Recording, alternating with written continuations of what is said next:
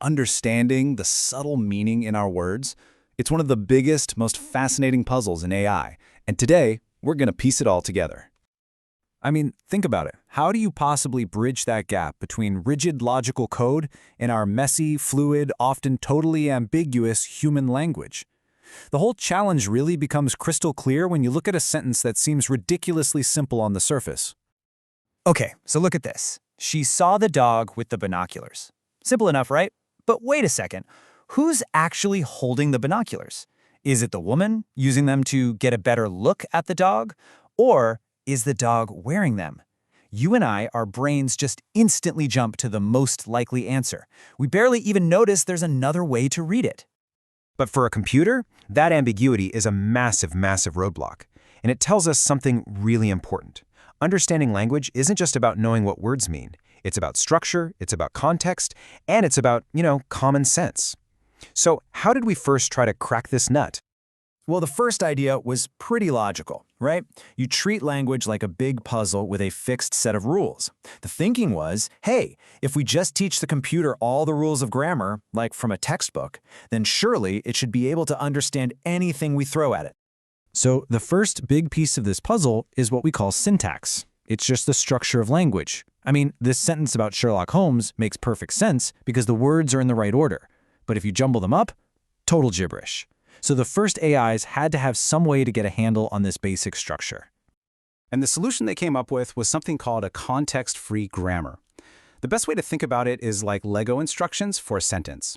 It teaches the computer how to break everything down into basic building blocks, noun phrases, verb phrases, and then use those to build a grammatical blueprint for pretty much any sentence. Okay, but let's circle back to our dog with the binoculars. A system based on these rules can see two perfectly correct grammatical structures, but it has absolutely no way of knowing which one actually makes sense in the real world. And that's when it became obvious. Rules alone are not going to cut it. We needed a whole new way of thinking. And this is where things get really interesting. This failure sparked a total revolution in AI. The new idea was pretty radical at the time. Instead of spoon-feeding the AI a bunch of rules, what if we just threw it into a giant sea of data?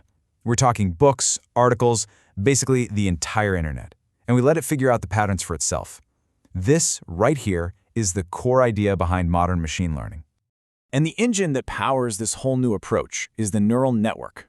It's a system that's kind of inspired by our own brains, and it is just fantastic at finding patterns. But with all that data, an ocean of it, how in the world do you get it to find the right patterns?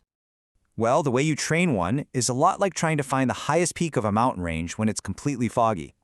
The AI starts out by making a totally random guess, and every time it gets something wrong, it just takes a small step in whatever direction seems to be uphill.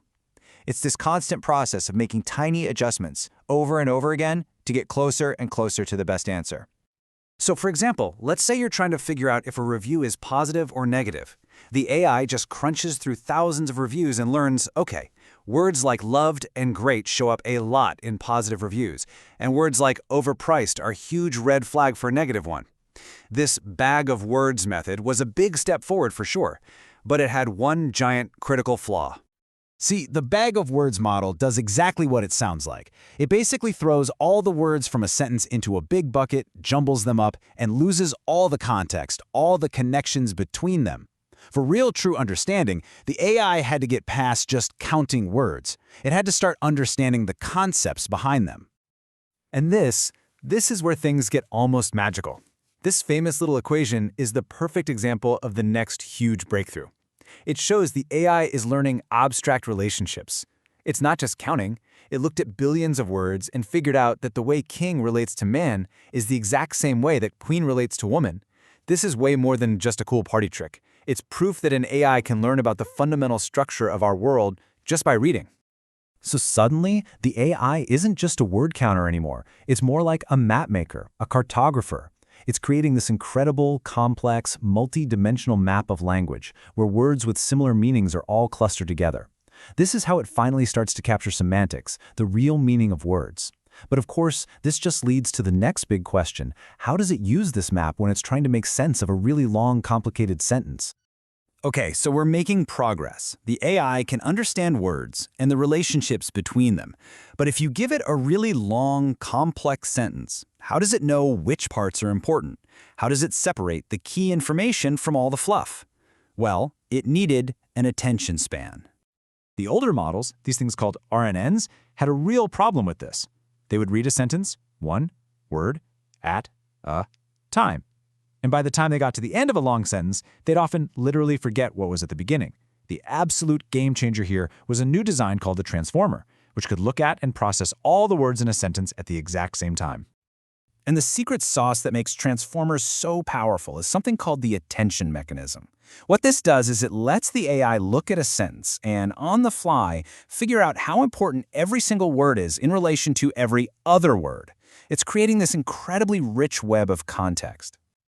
The easiest way to picture it is like giving the AI a spotlight. As it's looking at a sentence, it can shine the spotlight on the words that matter most for understanding the context. It's not just reading, it's focusing. It's zeroing in on the most relevant connections. So if you ask it a question like, what is the capital of Massachusetts? The attention mechanism instantly learns to crank up the importance, the attention score, on the words capital and Massachusetts. It just knows, okay, these are the two most important words I need to focus on to get the answer, which is, of course, Boston. So when you look at the whole journey, it's pretty incredible. We started with these rigid, hand-coded rules. Then we had this huge shift to just letting the AI learn patterns from tons of data. And now, today, we've landed in an era where AI can intelligently pay attention to what actually matters. This whole evolution, from simple rules to sophisticated attention, has just unlocked an unbelievable amount of potential. And as these AIs keep getting better, moving from just understanding our words to maybe even understanding our intent, well, the real question becomes, what are the next big questions we're going to teach them to answer?